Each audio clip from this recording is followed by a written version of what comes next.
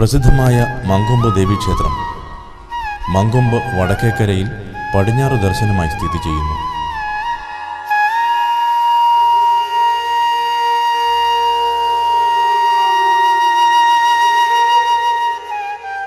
തിരുവിതാംകൂർ ദേവസ്വം ബോർഡിൻ്റെ അധീനതയിലുള്ള ക്ഷേത്രമാണിത്.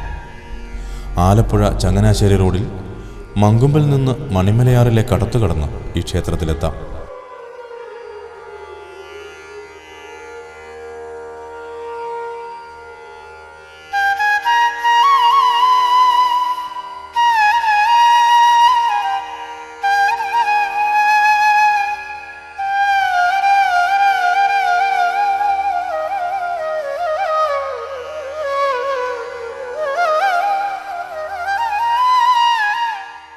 ക്ഷേത്രപ്രവേശന വിളംബരത്തിൻ്റെ ചിരകാല സ്മരണയ്ക്കായി കുട്ടനാട്ടിലെ പൗരന്മാർ നിർമ്മിച്ച് 1938 April 1 sir CP Ramaswami Iyer അനാവരണം ചെയ്ത ശ്രീ ചിത്തിര തിരുനാൾ ബാലരാമവർമ്മ മഹാരാജാവിൻ്റെ ഊർധ്വകായ പ്രതിമ തല ഉയർത്തി നിൽക്കുന്ന മണ്ഡപത്തിന് മുന്നിലൂടെയാണ് നാം ക്ഷേത്രത്തിലേക്ക് നടന്നെത്തുന്നത്.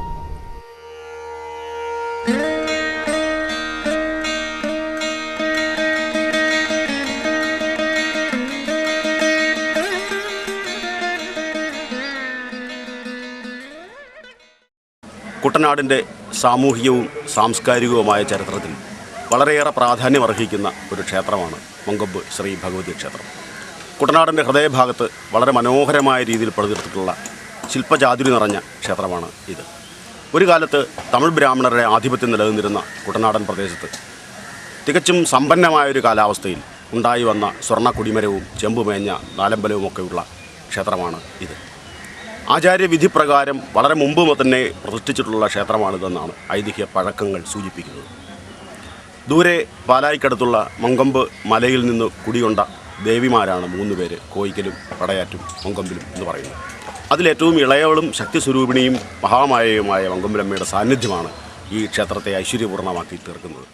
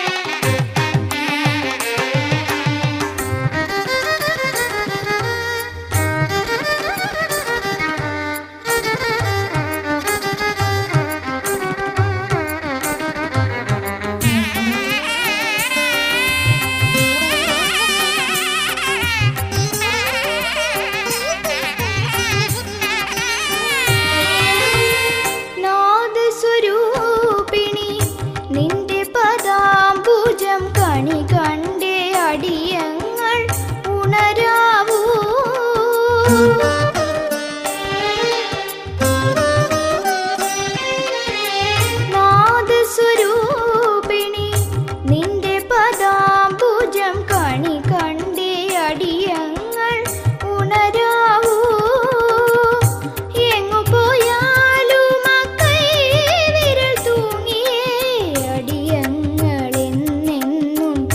നടക്കാവൂ. എങ്ങു പോയാലും ആ കൈവിരൽ തൂങ്ങിയേ അടിയങ്ങളെന്നെന്നും നടക്കാവൂ. വാത്സല്യപ്പാൽ നുകർന്നേ വളരാവൂ.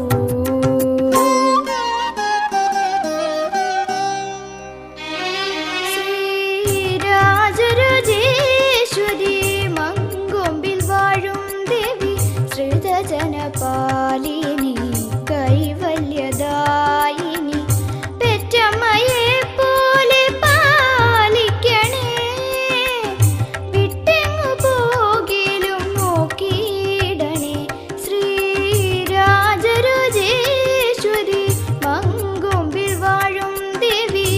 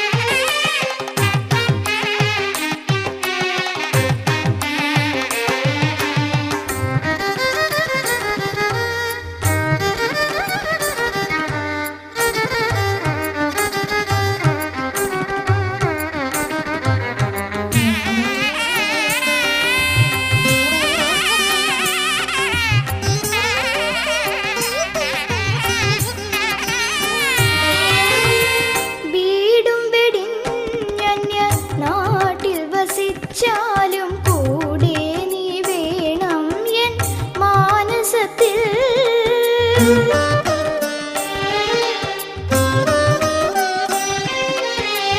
വീടും വെടിഞ്ഞന്യ നാട്ടിൽ വസിച്ചാലും കൂടെ നീ വേണം എൻ മാനസത്തിൽ. എന്നും ഉറങ്ങുവാൻ നേരത്തു നിൻ രൂപം എന്നുള്ളിൽ ഉദിച്ചിടാൻ തോന്നിടണേ. എന്നും ഉറങ്ങുവാൻ നേരത്തു നിൻ രൂപം എന്നുള്ളിൽ ഉദിച്ചിടാൻ തോന്നിടണേ. എന്നും ഉണർത്തുവാനായി നീ വേണം.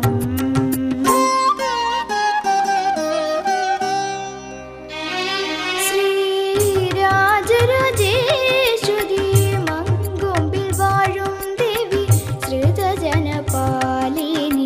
കൈവല്യദായിനി പെറ്റമ്മയെ പോലെ പാലിക്കണേ.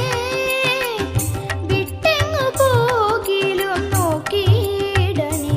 ശ്രീരാജരാജേശ്വരി മങ്കൊമ്പിൽ വാഴും ദേവി ശ്രുതജനപാലിനി കൈവല്യദായിനി പെറ്റമ്മയെ പോലെ പാലിക്കണേ.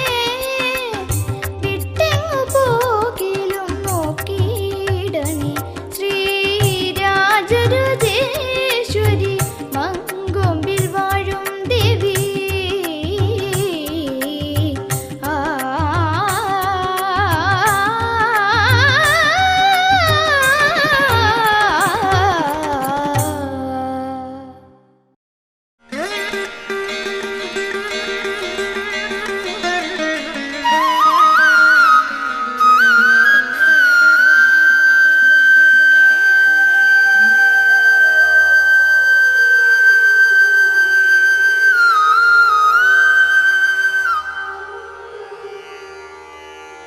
ചെമ്പകശ്ശേരി രാജാവ് നാടുവാണിരുന്ന കാലത്ത് എട്ടുവിരുത്തി കൈമൾമാരായിരുന്നു ഈ പ്രദേശത്തെ ഭരണകാര്യങ്ങൾ നോക്കി വന്നിരുന്നത്. അന്ന് ഈ പ്രദേശത്തിന് കോട്ടഭാഗമെന്നായിരുന്നു പേര്. മുട്ടം, കുന്നം, വേണാട്, ചാങ്ങ, പലിപ്പറ, പവ്വത്ത്, മൂത്തകൂറ്, ഇളയകൂറ് എന്നിങ്ങനെ 8 വീടരായിരുന്നു എട്ടുവിരുത്തി കൈമൾമാർ എന്നറിയപ്പെട്ടിരുന്നത്. അവരിൽ പവ്വത്ത് കുടുംബത്തിലെ ഒരു ഗോവിന്ദനാരായണ കൈമളുടെ നേതൃത്വത്തിൽ കുറേ ആൾക്കാർ തടി ശേഖരിക്കുവാനായി കിഴക്കൻ വനങ്ങളിലേക്ക് പുറപ്പെട്ടു. തടി ഏതോ ക്ഷേത്ര നിർമ്മാണത്തിനായിരുന്നുവെന്നും അതല്ല കൈമളുടെ ഗൃഹനിർമ്മാണത്തിനായിരുന്നുവെന്നും വിശ്വാസങ്ങളുണ്ട്. ഈരാറ്റുപേട്ടയ്ക്ക് സമീപം മങ്കൊമ്പ് എന്ന സ്ഥലത്താണ് അവർ എത്തിച്ചേർന്നത്. തടികൾ വെട്ടിയൊരുക്കി ചങ്ങാടമാക്കി കെട്ടി ജലാശയങ്ങളിൽ കൂടി ഒഴുക്കിയാണ് കൊണ്ടുവരേണ്ടിയിരുന്നത്. ഇതിനുവേണ്ടി തടികൾ പാകത്തിൽ മുറിച്ച് ചങ്ങാടമാക്കിക്കൊണ്ടിരിക്കെ കൈമളുടെയും സംഘത്തിൻ്റെയും മുന്നിൽ 3 സുന്ദരികളായ സ്ത്രീരത്നങ്ങൾ പ്രത്യക്ഷരായി.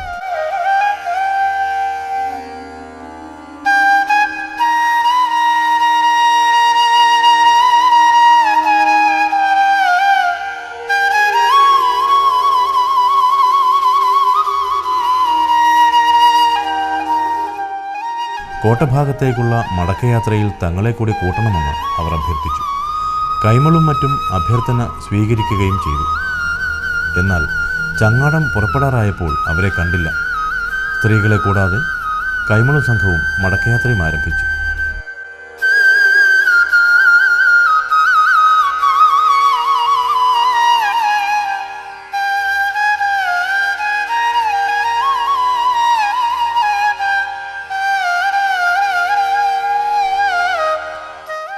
ക്ലേശകരമായ യാത്രയ്ക്ക് ശേഷം അവർ മങ്കൊമ്പ് മലയിൽ നിന്നും കോട്ടഭാഗത്തെത്തി.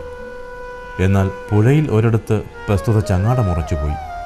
പലവിധത്തിൽ ശ്രമിച്ചിട്ടും അത് മണ്ണിൽ നിന്ന് ഇളക്കുവാൻ കഴിഞ്ഞില്ല.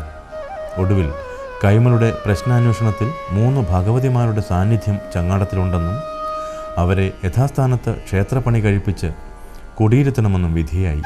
അപ്രകാരം ആ 3 ദേവിമാർക്ക് കോട്ടഭാഗം, വടയാറ്റ്, കോയിക്കൽ എന്നീ 3 സ്ഥലങ്ങളിലായി ക്ഷേത്രം പണി കഴിപ്പിക്കുകയും ചെയ്തു. മങ്കൊമ്പ് മലയിൽ നിന്ന് കോട്ടഭാഗത്തെത്തി അധിവാസമുറപ്പിച്ച ഭഗവതി മങ്കൊമ്പിലമ്മയായി. മങ്കൊമ്പിലമ്മയുടെ അധിവാസ സ്ഥാനമായ കോട്ടഭാഗം മങ്കൊമ്പുമായി. അധിഷ്ഠാന ദേവതയുടെ നാമധേയത്തിൽ നിന്ന് ദേശനാമവും പുനർനിർണയിക്കപ്പെടുകയാണുണ്ടായത്.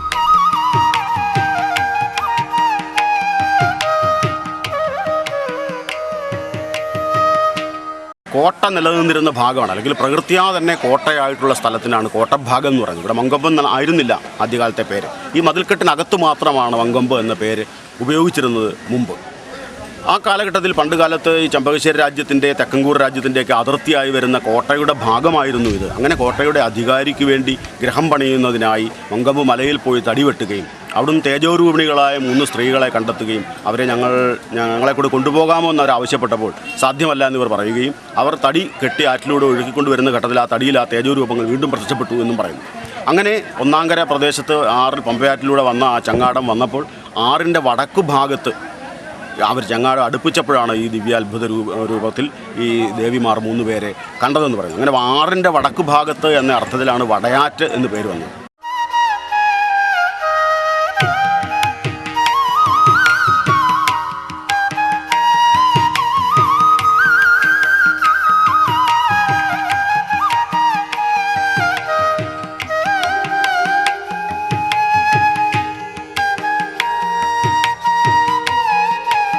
മങ്കൊമ്പ് ക്ഷേത്രത്തിന് അല്പം കിഴക്കുമാറി സ്ഥിതി ചെയ്യുന്നതാണ് വടയാറ്റു ദേവീക്ഷേത്രം.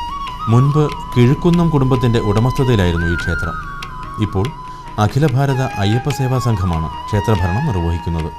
മങ്കൊമ്പ് ക്ഷേത്രത്തിൻ്റെ ഉൽപ്പത്തിയുമായി ബന്ധപ്പെട്ട് തന്നെ മറ്റ് 2 ദേവീക്ഷേത്രങ്ങളും സ്ഥാപിക്കപ്പെട്ടു എന്നൊരു ഐതിഹ്യമുണ്ട്. അതിലൊന്നാണ് വടയാറ്റു ദേവീക്ഷേത്രം. ഭഗവതിയാണ് പ്രധാന പ്രതിഷ്ഠ.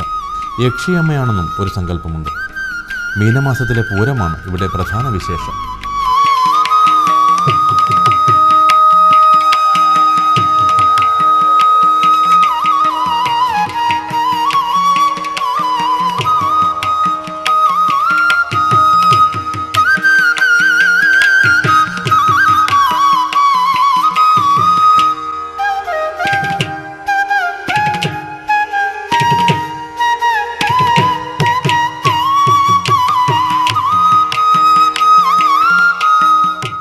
അവിടെ ഇപ്പോഴും കാണാവുന്ന 3 പീഠങ്ങളുണ്ട്. കരിങ്കല്ലുകളിൽ നിർമ്മിച്ചിട്ടുള്ള 3 പീഠങ്ങളിലാണ് ഈ 3 ദേവിമാരെയും ആദ്യം കുടിയിരുത്തിയിരുന്നത്.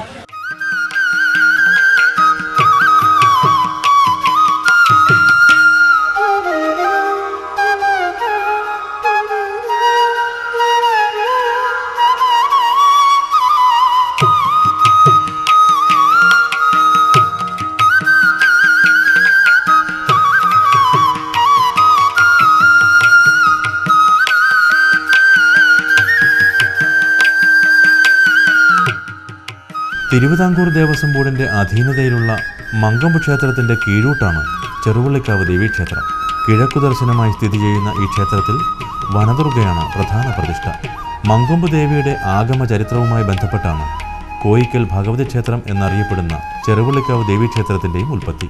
കുംഭത്തിലെ ഭരണിയാണ് ഇവിടെ ഉത്സവം. കടുംപായസം, അറുനാഴിപ്പായസം തുടങ്ങിയവയാണ് മുഖ്യ വഴിപാടുകൾ.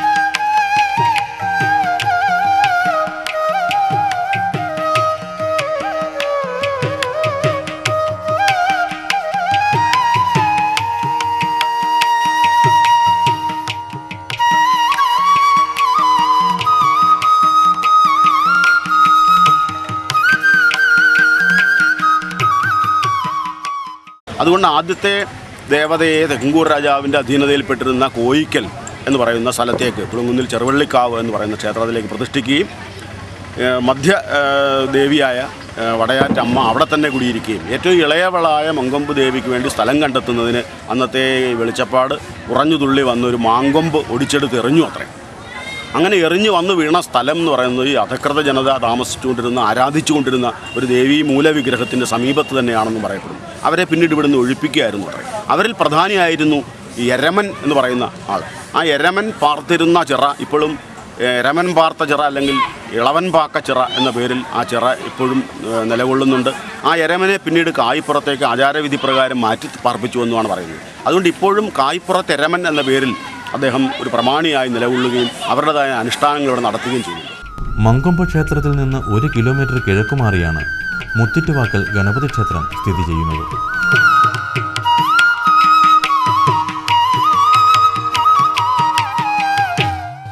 ഈ ക്ഷേത്രത്തിൽ ഇടപ്പള്ളി രാജാവിൻ്റെ ഉപാസനാമൂർത്തിയായ ഗണപതിയെയാണ് പ്രതിഷ്ഠിച്ചിരിക്കുന്നത്. ഇപ്പോൾ മാസപൂജ മാത്രമുള്ള ഈ ക്ഷേത്രത്തിൻ്റെ ഭരണം മങ്കൊമ്പ് കോട്ടഭാഗം NSS കാര്യയോഗം നടത്തുന്നു. മങ്കൊമ്പ് ദേവിയുടെ ആറാട്ട് ഈ ക്ഷേത്രത്തിലാണ് നടക്കുന്നത്.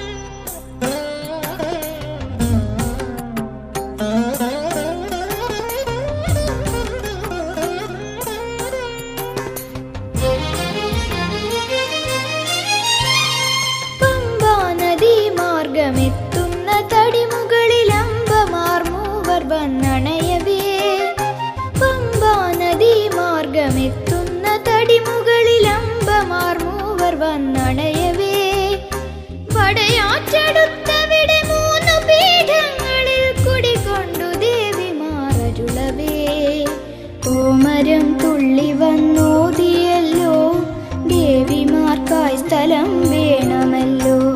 കോമരം തുള്ളി വന്നോതിയല്ലോ, ദേവിമാർക്കായി സ്ഥലം വേണമല്ലോ. മങ്കൊമ്പുമലയിൽ നിന്നമ്മ പോന്നു വന്നതീ നാടിന്റെ നന്മ. ചണ്ഡിക ചാമുണ്ടി കാളി എന്നിങ്ങനെ 3 പേർ വേദത്തിനുണ്മ. കുട്ടനാടിന്റെ ചൈതന്യ വെണ്മ.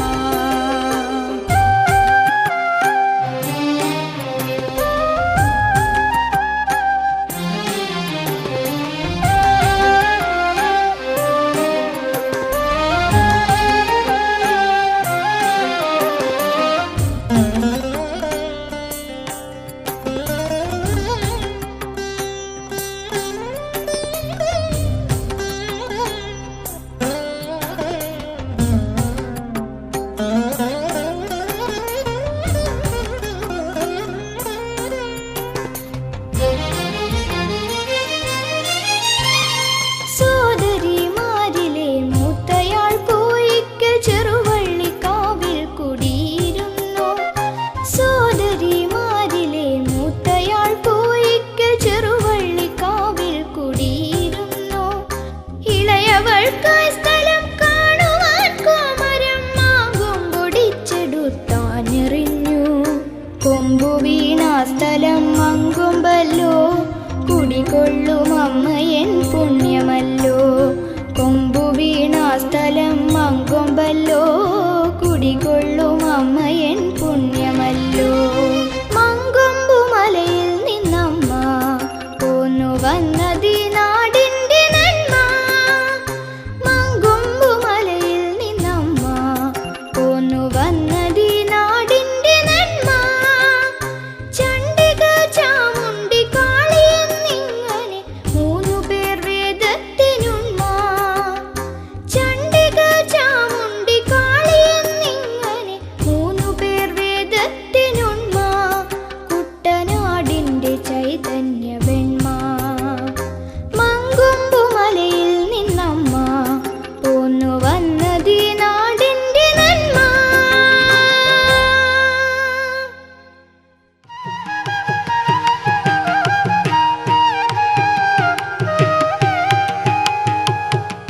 കോട്ടഭാഗം പ്രദേശത്തും മങ്കൊമ്പ് ദേവീക്ഷേത്ര കാര്യങ്ങളിൽ വിശേഷിച്ചും എട്ടുവിരുത്തി കൈമൾമാർക്ക് പ്രധാന സ്ഥാനമുണ്ടായിരുന്നു.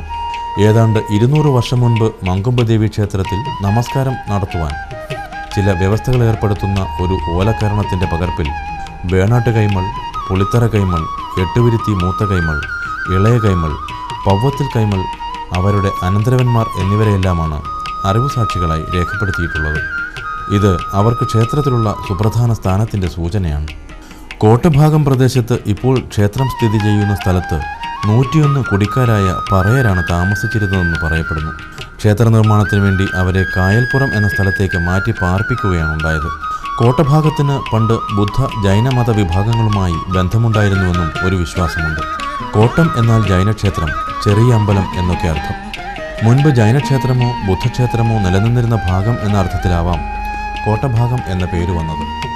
കോട്ടയോ ദുർഗമോ ഒന്നും പേരിന് പോലും ഇല്ലാതിരുന്ന കുട്ടനാട്ടിൽ കോട്ടയുടെ ഭാഗം എന്ന അർത്ഥത്തിൽ ഈ പേര് വരാൻ സാധ്യതയില്ല. മണപ്പള്ളി, മുണ്ടപ്പള്ളി, ഇത്തിപ്പള്ളി തുടങ്ങിയ സമീപ പ്രദേശനാമങ്ങളും ഈ വാദത്തിന് പിൻബലമേകുന്നു. പള്ളി എന്ന സംജ്ഞ ബുദ്ധ ജൈനമതങ്ങളുടെ സ്വാധീനത്തിൽ നിന്നുണ്ടായതാണല്ലോ. ബുദ്ധമത സ്വാധീനകാലം അസ്തമിച്ച ശേഷം ഏതാണ്ട് 12-13 നൂറ്റാണ്ടുകളിലാവാം ഇവിടെ ക്ഷേത്ര നിർമ്മാണം നടന്നത് എന്ന് അനുമാനിക്കപ്പെടുന്നു. വളരെയേറെ കാലപ്പഴക്കമുണ്ടായിരുന്ന ഒരു കാലഘട്ടവും അന്നത്തെ കാലത്ത് അധസ്ഥിത ജനവിഭാഗങ്ങളുടെ ആരാധന കേന്ദ്രവുമായിരുന്നു ഇത് എന്നും പറയപ്പെടുന്നുണ്ട്. അവരെ ഇവിടുന്ന് കുടിയൊഴിപ്പിച്ചു മാറ്റിയതിനു ശേഷമാണ് ക്ഷേത്ര പുനർനിർമ്മാണം നടന്നതെന്നും പറയുന്നു. ഇതെല്ലാം തമിഴ് ബ്രാഹ്മണരുടെ വരവിന് ശേഷമുണ്ടായ സംഭവങ്ങളാണെന്നാണ് ചരിത്രത്തിൽ കാണുന്നത്. എന്നു മാത്രമല്ല, കുട്ടനാട്ടുകാരൻ്റെ ഇച്ഛാശക്തി മുഴുവൻ ഇവിടെ പ്രകടമാണ്. കാരണം ഈ പ്രദേശത്തെങ്ങും കരിങ്കല്ല് വിളയുന്ന ക്വാറികളില്ല. വളരെ ദൂരെ നിന്ന് ജലമാർഗേണ കരിങ്കല്ലുകൾ കൊണ്ടുവന്നാണ് ഇവിടുത്തെ ഈ നാടകശാലയും ഇവിടുത്തെ നാലമ്പലവും ഒക്കെ പണിതീർത്തിട്ടുള്ളത്. ഇത്രമാത്രം കരിങ്കല്ലുകൾ കുട്ടനാട്ടിലെ ഈ ചതുപ്പ് പ്രദേശത്ത് എത്തിക്കുക എന്നുള്ളത് തന്നെ ദുഷ്കരമായൊരു കർത്തവ്യമാണ്. അപ്പോൾ അക്കാലത്തെ ജനതയുടെ ഇച്ഛാശക്തിയെ സൂചിപ്പിക്കുന്ന കാര്യങ്ങളാണ് അത് എന്ന് വേണമെങ്കിൽ പറയാം. മധുരനായ്ക്കൻ്റെ കോപത്തിനു പാത്രമായ ഒരു സംഘം വെള്ളാള സമുദായക്കാർ തെങ്കാശിയിൽ നിന്ന് നാടുവിട്ട് ഈരാറ്റുപേട്ട മങ്കൊമ്പിലെത്തി അധിവാസം ഉറപ്പിച്ചുവെന്നും അവരുടെ പരദേവതയായ ആദിപരാശക്തിയെ അവിടെ പ്രതിഷ്ഠിച്ചുവെന്നും ഒരു കഥയുണ്ട്. കേരളത്തിൽ പല ഭാഗങ്ങളിലായി 8 മങ്കൊമ്പ് ക്ഷേത്രങ്ങളുണ്ട്. ഇവയുടെ എല്ലാം ഉത്ഭവസ്ഥാനം ഈരാറ്റുപേട്ട മങ്കൊമ്പാണെന്ന് കരുതപ്പെടുന്നു. മൂന്നിലവ്, ഇടനാട്, തലനാട്, പനച്ചിപ്പാറ, കോട്ടഭാഗം, പുറപ്പുഴ, അറക്കുളം, കൂരോപ്പട എന്നിവയാണ് പ്രസ്തുത മങ്കൊമ്പ് ക്ഷേത്രങ്ങൾ. ലഭ്യമായ തെളിവുകൾ വെച്ച് നോക്കുമ്പോൾ ആദിപരാശക്തിയായ മഹാകാളി തന്നെയാണ് കോട്ടഭാഗം മങ്കൊമ്പിലെ പ്രധാന പ്രതിഷ്ഠ. ശിവപുത്രിയായ ഭദ്രകാളിയല്ല, ശിവ തന്നെയാണത്. ദക്ഷനെ കൊല്ലാൻ അവതരിച്ച കാളിയും ശിവപുത്രിയല്ല. സുപ്രസിദ്ധമായ ദക്ഷയാഗത്തിൽ വെച്ച് ശിവന്റെ ഭാര്യയായ സതി അഗ്നിയിൽ ദഹിച്ച വിവരമറിഞ്ഞ് കോപിഷ്ഠനായ ശിവൻ പാഞ്ഞു ചെല്ലുകയും തൻ്റെ ജടപറിച്ച് നിലത്തടിക്കുകയും ചെയ്തു. അപ്പോൾ അതിൽ നിന്നും വീരഭദ്രനെന്നും ഭദ്രകാളിയെന്നും പേരോടുകൂടിയ 2 ശക്തികൾ ഉത്ഭവിച്ചു. ഈ ഭദ്രകാളി സതി അഥവാ പാർവതിയുടെ രൂപമായിരുന്നു എന്ന് ദേവീഭാഗവതം പറയുന്നു. തെങ്കാശിയിൽ നിന്നും കുടിയേറിയ വെള്ളാള സമുദായക്കാർ ആദിപരാശക്തിയായ മഹാകാളിയുടെ സങ്കല്പത്തിൽ ആരാധന തുടർന്നുവന്ന വസ്തുതയും മറ്റ് മങ്കൊമ്പുകളിലുള്ള പ്രതിഷ്ഠാരൂപങ്ങളുടെ വിശദാംശങ്ങളും കോട്ടഭാഗത്തെ മൂലപ്രതിഷ്ഠാരൂപവും വിശകലനം ചെയ്ത് ചിന്തിക്കുമ്പോൾ ശിവയായ മഹാകാളി അഥവാ മഹിഷാസുര മർദ്ദിനിയായ കാളി തന്നെയാണ് സാക്ഷാൽ മങ്കൊമ്പിലമ്മ എന്ന് വരുന്നു. ശംഭുസ്ത എന്നാരംഭിക്കുന്ന ധ്യാന ശ്ലോകത്തിലും ശിവ എന്നാണ്, ശിവജ എന്നല്ല സംബുദ്ധി. ശിവ എന്നാൽ പാർവതി. ഈ അഭിപ്രായത്തിന് ഉപോദ്ബലകമാണ് 1998 മാർച്ച് 16 നടന്ന ദേവപ്രശ്നത്തിലെ വിധിയിൽ. ഇവിടെ ശിവയായ കാളി സാന്നിധ്യമാണ് പ്രശ്നഗോചരവശാൽ തെളിയുന്നത്. അതിനാൽ ശിവയായി തന്നെ മേലിൽ ആചരിക്കേണ്ടതാണെന്ന് നിമിത്തഗോചരവശാൽ സ്പഷ്ടമാകുന്നു. ഇവിടെ ഭൈരവി കോലത്തിന് ചൊല്ലിവരാറുള്ള കീർത്തന ശ്ലോകങ്ങളിലും ആദിപരാശക്തിയും മഹിഷാസുര മർദ്ദിനിയുമായ മഹാകാളിയെയാണ് സ്തുതിക്കുന്നത്.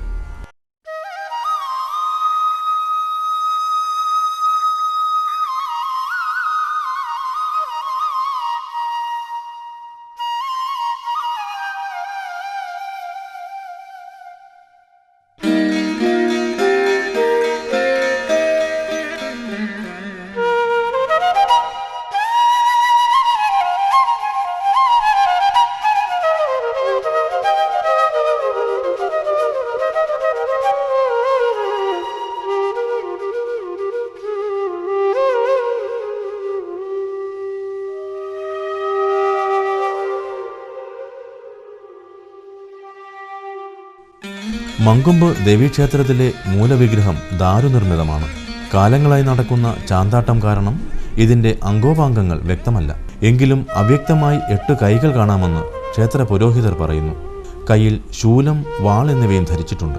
പുറമെ ചാർത്തുന്ന സ്വർണ്ണ അങ്കിയുടെ നിർമ്മിതി തമിഴ് ശൈലിയിലാണെന്ന് പറയപ്പെടുന്നു.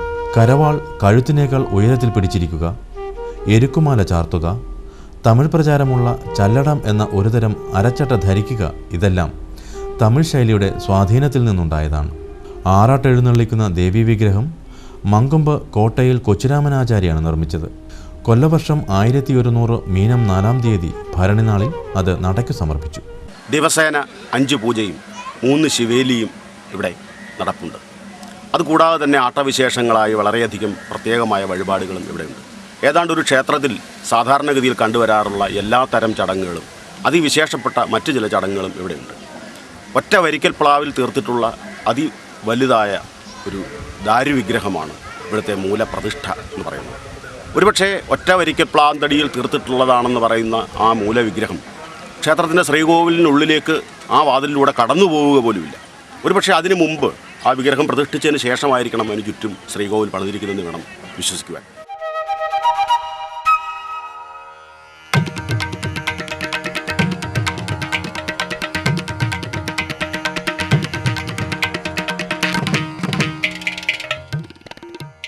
ചെമ്പുമേഞ്ഞ ശ്രീകോവിൽ, നമസ്കാര മണ്ഡപം, തിടപ്പള്ളി, ചുറ്റമ്പലം, വിളക്കുമാടം, ബലിക്കൽപുര, സ്വർണധ്വജം, ആനക്കൊട്ടിൽ, നാടകശാല, കുളപ്പുര, ഉരൽപുര, ഭജനപുര, ഗോപുരം, കളത്തട്ട് എന്നിങ്ങനെ ഒരു മഹാക്ഷേത്ര ഭാഗങ്ങളെല്ലാം ഉൾക്കൊള്ളുന്നതാണ് മങ്കൊമ്പ് ക്ഷേത്രം.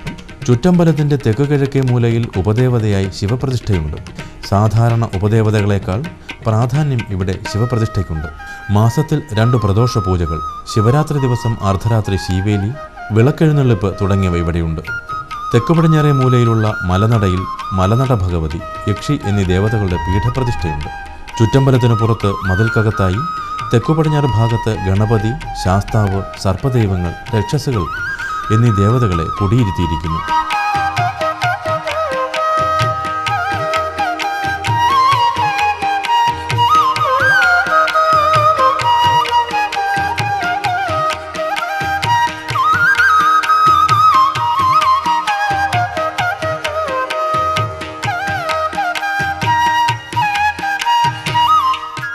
ക്ഷേത്രത്തിൽ ഇപ്പോഴുള്ള സ്വർണ്ണധ്വജം സ്ഥാപിക്കുന്നതിന് മുൻപ് ഇവിടെ ചെമ്പ് കൊടിമരമുണ്ടായിരുന്നു. സ്വർണ്ണധ്വജ സ്ഥാപനത്തിനു വേണ്ടി അതിളക്കിയപ്പോൾ 1835 പ്രചാരത്തിലിരുന്ന ബ്രിട്ടീഷ് ഈസ്റ്റ് ഇന്ത്യ കമ്പനിയുടെ നാണയങ്ങൾ കൊടിമരച്ചുവട്ടിൽ നിന്നും ലഭിച്ചതായി പറയുന്നു. 1835 ശേഷമാണ് പ്രസ്തുത കൊടിമരം സ്ഥാപിച്ചതെന്ന് ഇതിൽ നിന്ന് വ്യക്തമാകുന്നു. 1960 ഏപ്രിൽ 1 വെള്ളിയാഴ്ചയാണ് ഇപ്പോഴുള്ള സ്വർണ്ണധ്വജം പ്രതിഷ്ഠിക്കപ്പെട്ടത്. താഴമൺ തന്ത്രി കണ്ഠരര് ശങ്കരരായിരുന്നു ധ്വജപ്രതിഷ്ഠാ കർമ്മം നിർവഹിച്ചത്. കൊടിമരത്തിൽ വേതാളമാണ് വാഹനം.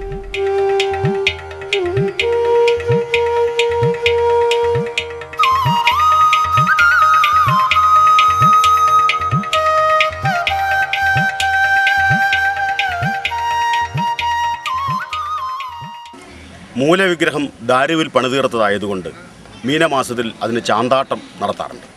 തേക്കിൻ്റെ കറയിൽ നിന്ന് ഊറ്റിയെടുക്കുന്ന ഒരു പ്രത്യേകതരം ചാന്ത് കൊണ്ടുള്ള അഭിഷേകമാണ് ഇതുകൊണ്ട് ഉദ്ദേശിക്കുന്നത്. അതിനുശേഷം മീനമാസത്തിൽ തന്നെ കളഭാഭിഷേകവും നടക്കും. പിന്നെ മീനമാസത്തിൽ ഭരണിയാണ് ഇവിടുത്തെ ഏറ്റവും പ്രധാനപ്പെട്ട ഒരു വഴിപാട്.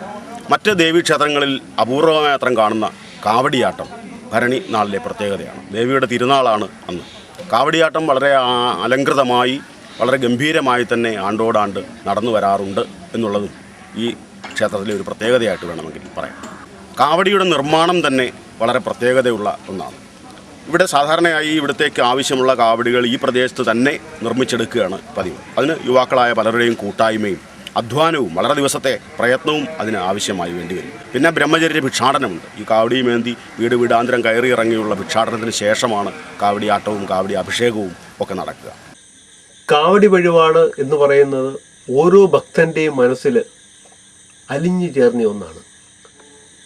കുട്ടനാടിൻ്റെ മക്കളെ സംബന്ധിച്ചിടത്തോളം ഏറ്റവും വലിയൊരു വഴിപാടായിട്ട് കണക്കുകൂട്ടുന്നത് മീനഭരണി ദിവസമാണ്. പൊരിയുന്ന വെയിലത്ത് ആടി കുറയുന്ന ഭക്തൻ്റെ മനസ്സ് എല്ലാം അമ്മയിൽ സമർപ്പിക്കുമ്പോൾ അമ്മ സംപ്രീതിയാകുന്നു, മക്കൾ ആനന്ദിക്കുന്നു. എന്താണ് കാവടി? അമ്മയ്ക്ക് മക്കൾ നൽകുന്ന ഏറ്റവും വലിയ സമർപ്പണമാണ്. ഒരു കാവടി എന്ന് പറയുന്നത് ഏറ്റവും വലിയ സമർപ്പണത്തിൻ്റെ ഭാഗമാണ്. അതൊരു കാവടി പ്ലാവുന്തടിയിൽ മനോഹരമായി കൊത്തിയെടുത്തിട്ട് അതിൽ പന്നകമെന്ന് പറയുന്ന വേസ്റ്റ് ബോർഡിൽ വെട്ടിയെടുത്ത് മനോഹരമായിട്ട് അവനവൻ്റെ ഭാവനയ്ക്കനുസൃതമായി ഉണ്ടാക്കി അതിൽ വർണ്ണക്കടലാസുകൾ ചേർക്കുമ്പോൾ മനോഹരമായിട്ട് ഒരു കാവടിയുടെ പന്നകം പൂർണ്ണമാകുന്നു. അത് ഹിഡുമ്പം പൂജ നാൾ മഹാമായയുടെ തിരുസന്നിധിയിൽ ഹിഡുമ്പം പൂജയ്ക്കായി സമർപ്പിക്കുമ്പോൾ ഹരഹുരോഹര എന്ന മന്ത്രത്താൽ മുഖരിതമാകുന്ന ആ മഹാമായയുടെ ശ്രീലകത്ത് ഭക്തിയുടെ നിർവൃതി ആനന്ദ നിർവൃതിയിൽ ആറാടുകയാണ്.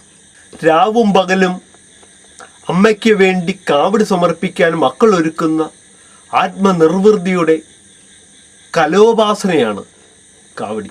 വർണ്ണവിസ്മയങ്ങളുടെ അലങ്കാര ചാർത്തുകളായി മാറുമ്പോൾ കാവടി എന്തെന്നറിയാത്ത ഭക്തൻ പോലും കലാകാരൻ്റെ വിരുദിനെ അതിശയിപ്പിക്കുമാറ് നോക്കി നിന്നു പോകുന്നു.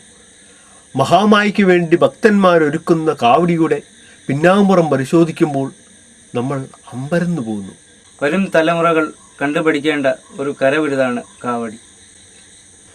ഞങ്ങൾക്ക് മുമ്പുള്ളവർ അവരുടെ മുമ്പുള്ളവരിൽ നിന്നും കണ്ടുപിടിച്ചു, ഞങ്ങൾ അവരിൽ നിന്നും കണ്ടുപിടിച്ചു. ഇനിയുള്ള തലമുറ ഞങ്ങളിൽ നിന്നും കണ്ടുപിടിച്ച് ഇതെല്ലാം ചെയ്യട്ടെ എന്ന് പ്രതീക്ഷിക്കുന്നു.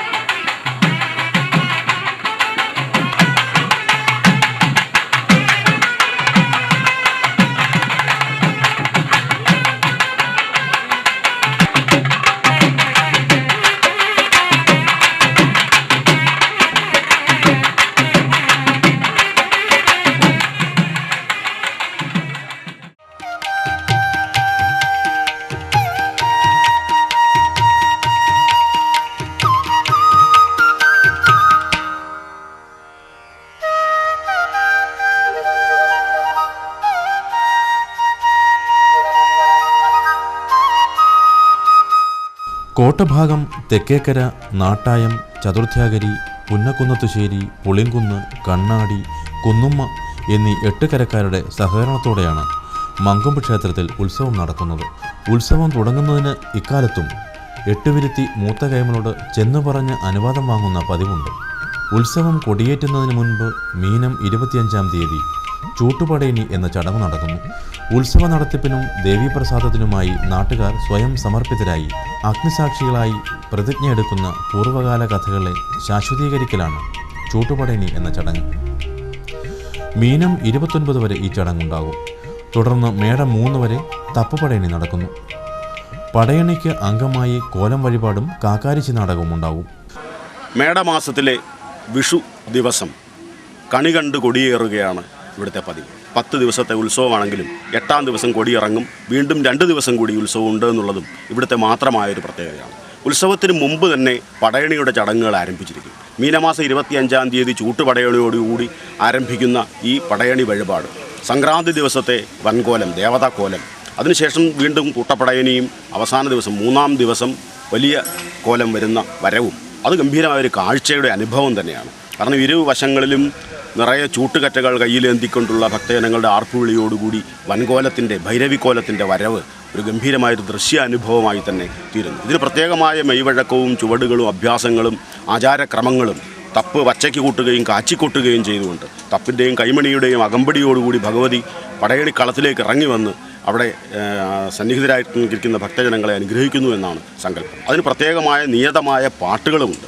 ഈ പാട്ടുകൾ കാലാകാലങ്ങളായി തലമുറയായി പകർന്നു വന്ന് പുതിയ തലമുറ ഏറ്റെടുത്ത് പാടുകയാണ് പതിവ്. അതിനോടൊപ്പം തന്നെ അഭ്യാസക്രമങ്ങളും ചില ചുവടുറച്ച അഭ്യാസ ശൈലികളും പടയണി സമ്പ്രദായങ്ങളും ഇവിടെയുണ്ട്.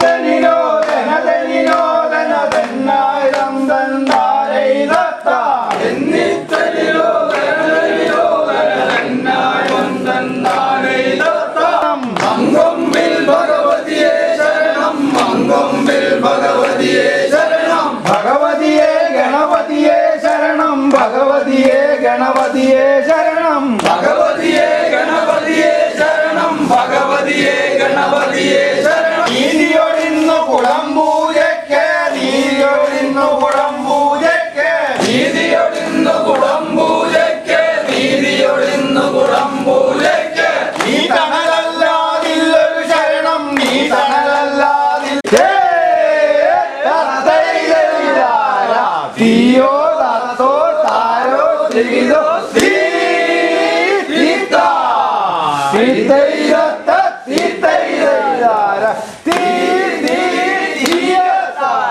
തീയോ തത്തോ താരോ ചെയ്തോ തീയം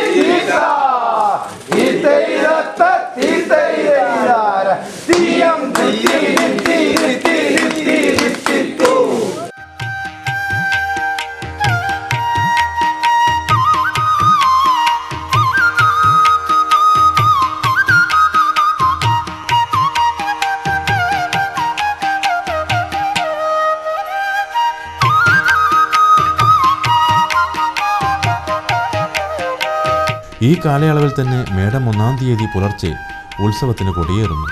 ഉത്സവകാലത്ത് ക്ഷേത്രത്തിലെ ഏറ്റവും പ്രധാന ചടങ്ങ് ഉത്സവ ബലിയാണ്. 1-ാം ഉത്സവം ദേവസ്വം വകയായി നടത്തുന്നു. തുടർന്ന് ഓരോ കരക്കാരുടെയും നേതൃത്വത്തിൽ ഓരോ ദിവസത്തെ ഉത്സവം നടക്കുന്നു.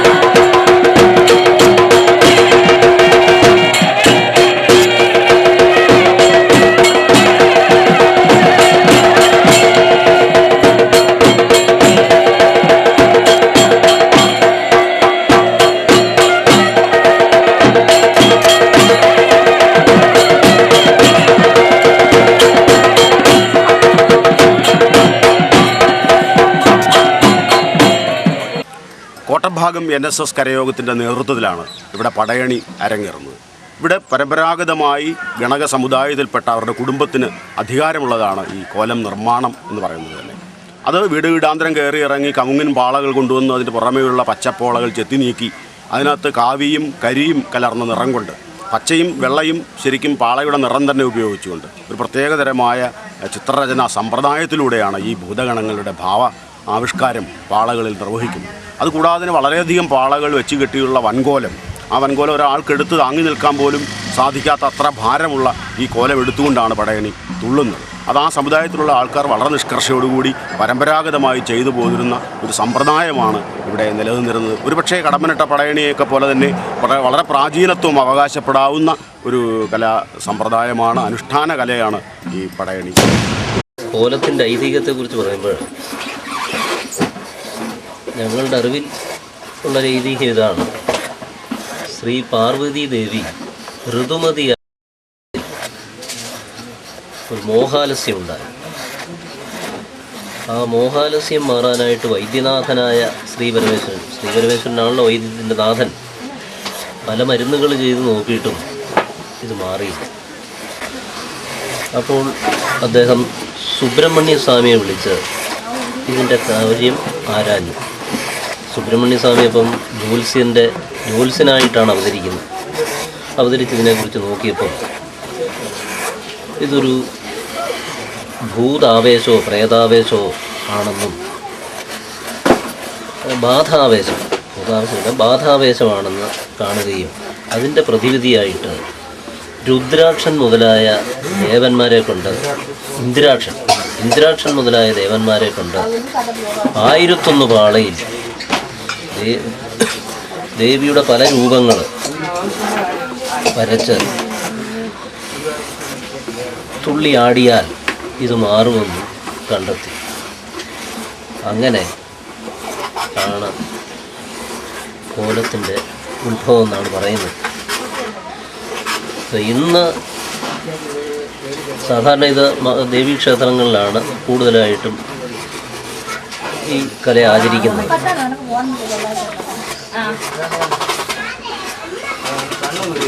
മങ്കൊമ്പ് ദേവീക്ഷേത്രത്തിൽ ഞങ്ങൾ ഗണക സമുദായത്തിൽപ്പെട്ടവർ തലമുറകളായിട്ട്, എൻ്റെ ഓർമ്മയ്ക്കൊക്കെ വളരെ മുമ്പ് തന്നെ, എത്രയോ തലമുറയായെന്ന് പോലും അറിയത്തില്ല, ഞങ്ങളാണ് ഇവിടെ ഇത് നടത്തുന്നത്. ഞങ്ങളെന്ന് പറഞ്ഞാൽ മങ്കൊമ്പ്, കളറുകോട്, പൊങ്ങ, തെക്കേക്കര, നാരകത്തറ, ഇവിടെയൊക്കെ ഞങ്ങളുടെ ബന്ധുക്കളാണ്. ഈ ബന്ധുക്കളെല്ലാവരും കൂടെ ഒന്നിച്ചു കൂടി ആണിത്. അല്ലാതെ ഒറ്റ ഇതുകൊണ്ട് നടക്കത്തില്ല, ഒരുപാട് ആൾക്കാർ വേണം ഇതിന്. അങ്ങനെയാണിത് ഇപ്പോഴും ആചരിച്ചു പോരുന്നത്. പിന്നെ ഇവിടെ ഒരു പ്രത്യേകത എന്ന് വെച്ചാൽ ഞങ്ങൾ മാത്രമല്ല, മങ്കൊമ്പ് കോട്ടഭാഗം NSS കരയോഗമാണ് ഇതിൻ്റെ നേതൃത്വം. ഈ പാള മുതലായ കാര്യങ്ങളിൽ വഴിപാടിൻ്റെ എല്ലാ നേതൃത്വവും അവർക്ക് തന്നെയാണ്. ഈ കോലം വഴിപാട് ഉണ്ടാക്കുന്നത് പച്ചപ്പാളയിൽ പാളയുടെ കൺകുഴികളെല്ലാം മുളഞ്ഞ് അത് ചുഴുപ്പ്, പുറവട, പട്ടം, താലി എന്നിങ്ങനെ ഓരോ രൂപങ്ങളായിട്ടാണ് മാറ്റുന്നത്. അപ്പോൾ ആദ്യമായിട്ട് നമ്മൾ പച്ചപ്പാള കെട്ടി മീനൊക്കെയിട്ട് ഇതിൻ്റെ ഓരോന്നിൻ്റെ പ്രത്യേകം രൂപങ്ങളായിട്ട് വെട്ടി കറുപ്പിന് കരി, ചിരട്ടക്കരിയോ കമുകിൻ്റെ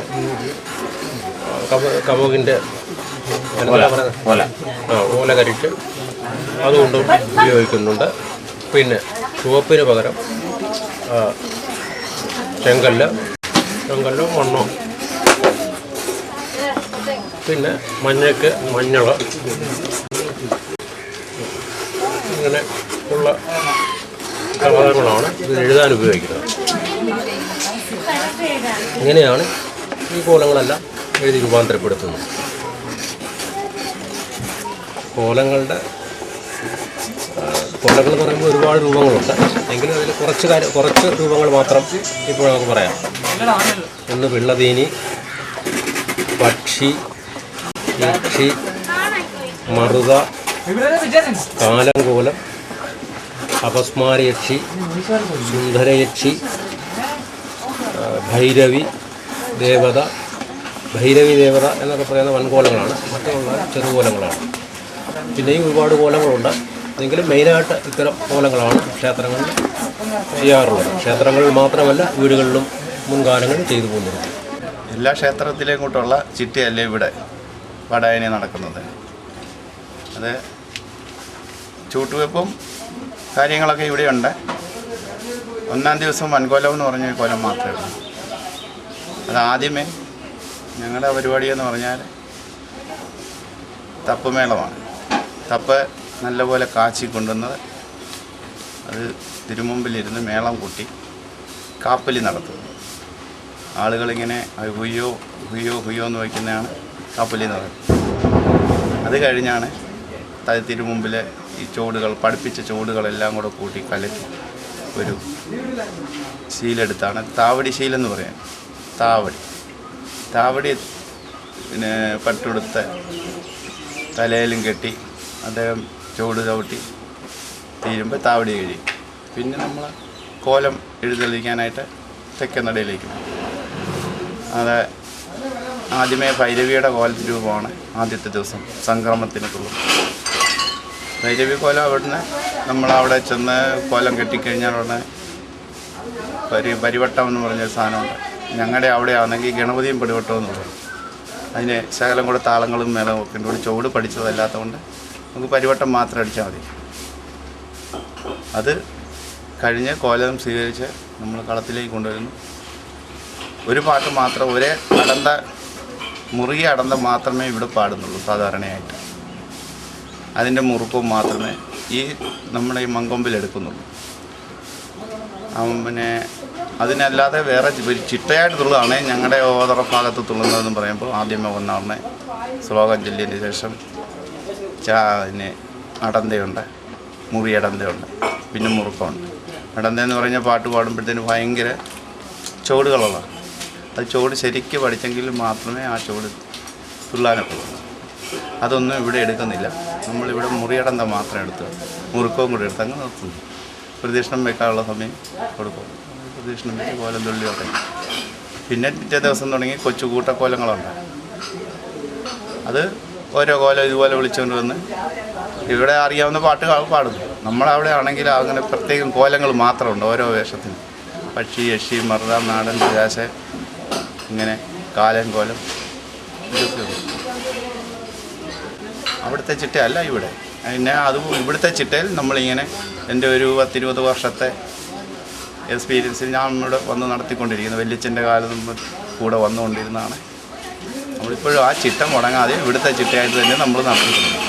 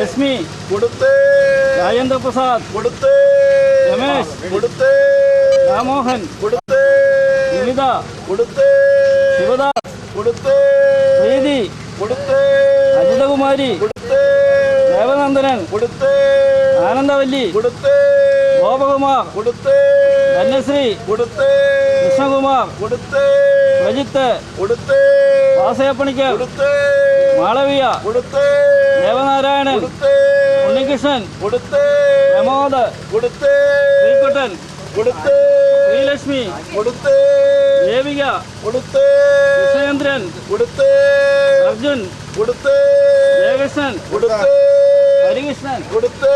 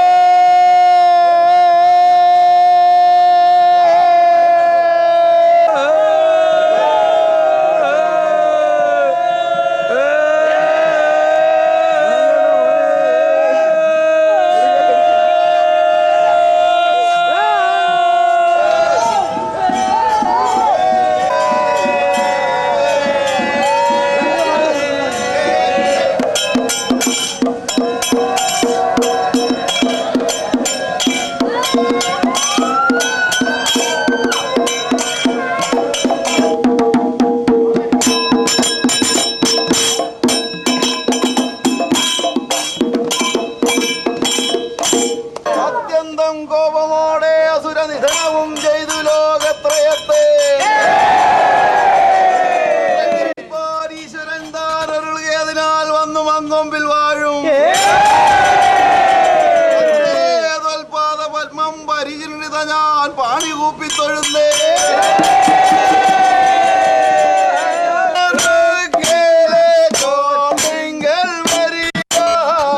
ഒരു 100 കോടിയിലെ ഭൂതപിശാചേ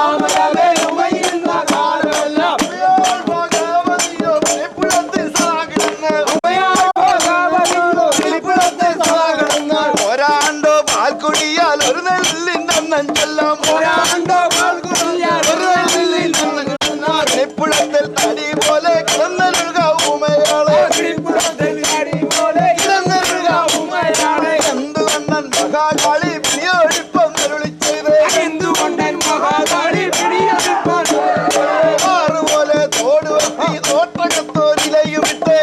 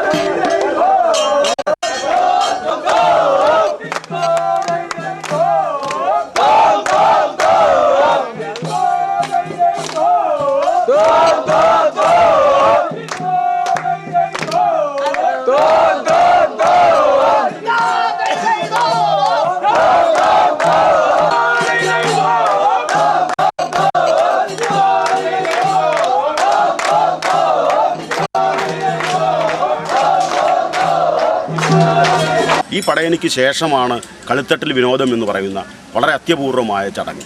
ഈ കളിത്തട്ടിൽ വിനോദം കളിത്തട്ടിൽ പുറപ്പാട് എന്നും പറയപ്പെടുന്നുണ്ട്. ഇത് അപ്പൂപ്പനും അമ്മൂമ്മയും, ശർക്കരക്കുടം, അന്തോണി വെള്ളം വിടാൻ പോകുന്നു, ഇങ്ങനെയുള്ള ഒരുപാട് കഥാപാത്രങ്ങൾ, ശരിക്കും പറഞ്ഞാൽ ക്രിസ്ത്യൻ മുസ്ലിം കഥാപാത്രങ്ങൾ പോലും ഉൾപ്പെടുന്ന വളരെ വിനോദരസപ്രധാനമായ ഈ കളിത്തട്ടിൽ പുറപ്പാട് എന്ന് പറയുന്ന കലാരൂപം കാലക്രമേണ അന്യം നിന്ന് പോവുകയാണെങ്കിലും പുതിയ തലമുറയിൽപ്പെട്ട ചെറുപ്പക്കാർ അത് പഠിക്കുവാനും ആവേശത്തോടുകൂടി അത് അവതരിപ്പിക്കുവാനും ഇപ്പോഴും തുനിഞ്ഞ് വരുന്നുണ്ട് എന്നുള്ളത് ഒരു പ്രത്യേകതരമായ കാര്യം തന്നെയാണ്. ഭദ്രകാളി ദാരികനെ കൊന്നിച്ച് വരുന്ന വഴി ഈ പരമശിവൻ ഭരതേക്കയുടെ വേഷമെടുത്ത് പോകുന്ന വഴിയിൽ മറന്നു കിടക്കും. അന്നേരം ഭദ്രകാളി കയറി ചവിട്ടി കിഴപ്പോട്ട് കുഞ്ഞു നോക്കുമ്പോൾ അച്ഛനാണ്. അങ്ങനെ ആ കോവച്ചപ്പിക്കുകയാണ് അവിടെ വെച്ച്. അതാണ് ഈ പരദേശയുടെ രംഗം. അത് കഴിഞ്ഞ് രണ്ടാമത്തെ രംഗം ഈ ശർക്കരക്കുടം. അത് പലതങ്ങൾ പറഞ്ഞ ഓരോരുത്തരെ ഫലിപ്പിക്കുക. എന്തിനാ? ദേവി ഉറക്കിടച്ചിരുന്ന് ഇത് കേൾക്കണം. അതിന് ഐതിഹ്യമൊന്നുമില്ല. പിന്നെ മൂന്നാം ദിവസം കാക്കാരശിയുടെ വെത്തിൽ കാക്കാനും കാക്കാത്തിയും ആദ്യം ഗണപതി സ്തുതി, അത് കഴിഞ്ഞിട്ട് കാക്കാൻ എങ്ങനെ ഉണ്ടായി, ഇതൊക്കെയാണ് പിന്നത്തെ വിസ്താരം. അത് കഴിഞ്ഞ് നാലാം ദിവസം പൂപ്പടയാണ്. പൂപ്പട കൊണ്ട് ഞങ്ങളുടെ പരിപാടി തീരും.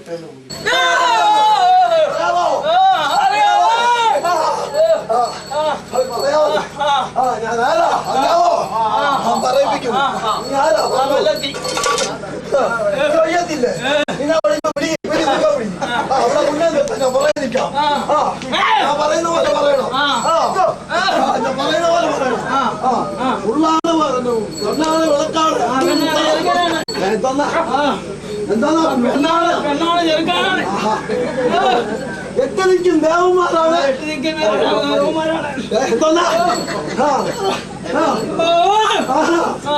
ഈ പാത ഒഴിഞ്ഞു പോയേക്കാം. പറഞ്ഞോളൂ. നീ പറയത്തില്ലേ? നിന്നെ ഞാൻ പറയിപ്പിക്കും. നിന്നെ ഞാൻ പറയിപ്പിക്കും. നീ മാറുമോ? നീ മാറത്തില്ലേ? ഇല്ലെങ്കിൽ ഞാൻ പോവോ?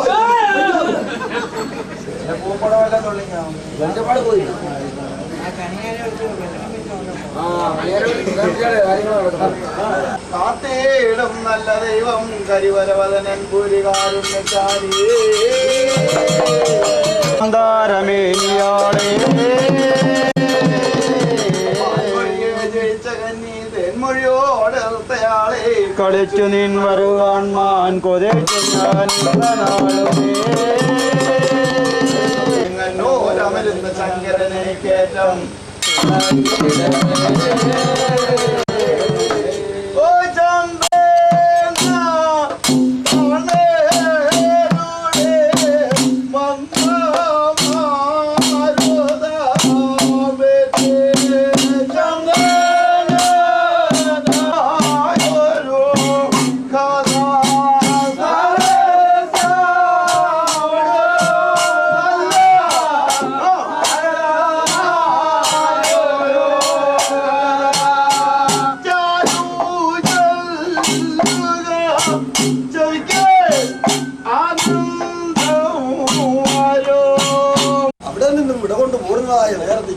ദേവലോകത്തിരിക്കുന്ന ദേവേന്ദ്രൻ തമ്പ്രാന്റെ ഭാര്യ ഇന്ദ്രാണി തമ്പ്രാട്ടിക്ക് കണിയാരി ദേവേന്ദ്രൻ തമ്പ്രാന്റെ ഭാര്യ ഇന്ദ്രാണി തമ്പ്രാട്ടിക്ക് കണിയാരി എന്നിട്ട് വെക്കണം.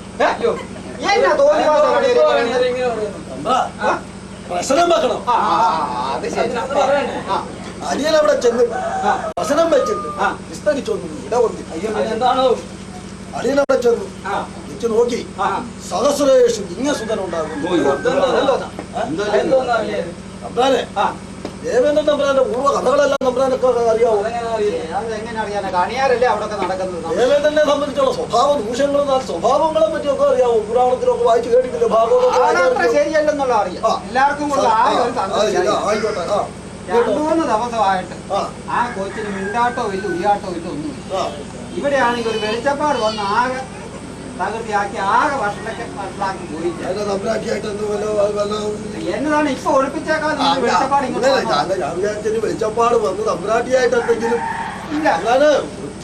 കുഞ്ഞുങ്ങളല്ലേ ശ്രദ്ധിക്കാൻ നോക്കുവോ? വെളിച്ചപ്പാടായാലെന്നാ കണിയാരായാലെന്നാ തമ്പ്രാനായാലും ഏതായാലും 2-3 ദിവസമായിട്ട് ആ കൊച്ചിന് മിണ്ടാട്ടോ ഇല്ല, ഉരിയാട്ടോ ഇല്ല. കണിയാരെന്നതാ അതിന്റെ വിഷയമൊന്നും. തമ്പ്രാനെ അടിയെല്ലാം ജപിച്ചു വെച്ചിരിക്കുക. തമ്പ്രാൻ അടിയൻ തന്നെ കെട്ടണേ. പിടിക്കാതെ എവിടാ ഇടുന്നത്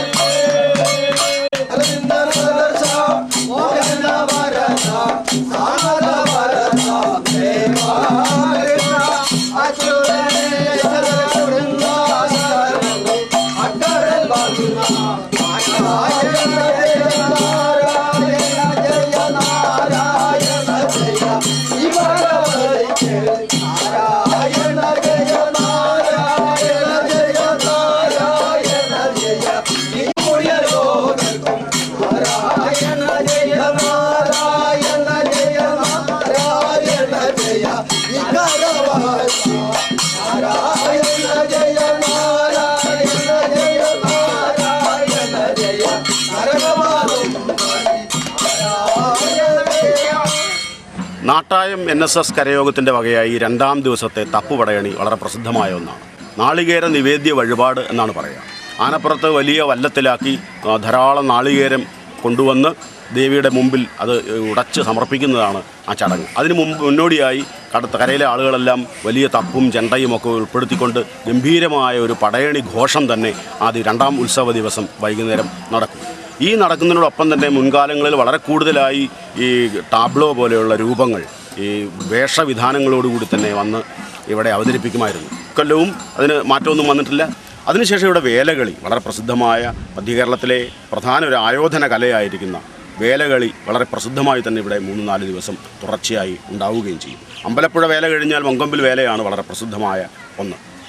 അങ്ങനെ വേലകളിക്ക് വളരെ നാളത്തെ ഒരു ജീവിതകാലം മുഴുവൻ തന്നെ വേണമെങ്കിൽ പറയാം. അത്രമാത്രം അധ്വാനത്തോടുകൂടി ചിട്ടയോടുകൂടി പഠിക്കേണ്ടുന്ന ഒരു ആയോധന കലയാണ്. അതിന് തലമുതിർന്ന ആശാന്മാരും ഇവിടെ ഉണ്ടായിരുന്നു. മുണ്ടയ്ക്കൽ പാച്ചിക്കുറുപ്പാശാനെ പോലെയുള്ള പ്രസിദ്ധന്മാരായിട്ടുള്ള വേലകളി ആശാന്മാർ ഇവിടെ പരമ്പരാഗതമായി ശിഷ്യന്മാരെ പഠിപ്പിച്ചുകൊണ്ടും വന്നിരുന്നു. വേലത്തകിലും വേലയുടെ കുഴലും വേലയുടെ മദ്ദളവുമൊക്കെ ഒരു പ്രത്യേകതരം മേളക്കൊഴുപ്പോടുകൂടി ഒരു പടയണിയുടെ മുഴുവൻ ആർപ്പ് വിളിയോടും കൂടി ആഘോഷിക്കുന്നു. വലിയ തോരണങ്ങളും കൊടിക്കൂറകളും ഒക്കെയായി ഭഗവതിയുടെ തിരുമുമ്പിൽ വേലയുണ്ടാവും. ആ വേല അവസാനം ഭഗവതിയുടെ ശക്തിപ്രാഭവത്തെ അതിജീവിക്കാൻ കഴിയാതെ പിന്തിരിഞ്ഞോടുന്നതുമാണ് വേലയുടെ അവസാന ചടങ്ങ് എന്ന് പറയുന്നത്. അതിനോടൊപ്പം തന്നെ ജലയുദ്ധത്തിൻ്റെ ഒരു പ്രതീകാത്മകമായ നിർവഹണം എന്ന രീതിയിൽ കുളത്തിൽ വേലയും ഇവിടെ പതിവുണ്ട്. കുളത്തിൻ്റെ പടവുകൾ അതിന് പ്രത്യേകമായി കെട്ടിയുണ്ടാക്കിയിട്ടിട്ടുണ്ട്. ആ കുളക്കടവിൽ ഇറങ്ങി നിന്നുകൊണ്ടുള്ള വേലയഭ്യാസങ്ങൾ അതിൻ്റെ പ്രതിഫലനം വെള്ളത്തിൽ വീഴുകയും കൂടി ചെയ്യുമ്പോൾ ആ സന്ധ്യാസമയത്തെ ശോഭയിൽ അതിന് പ്രത്യേകമായ ഒരു ഭംഗി കൈവരികയും ചെയ്യുന്നുണ്ട്.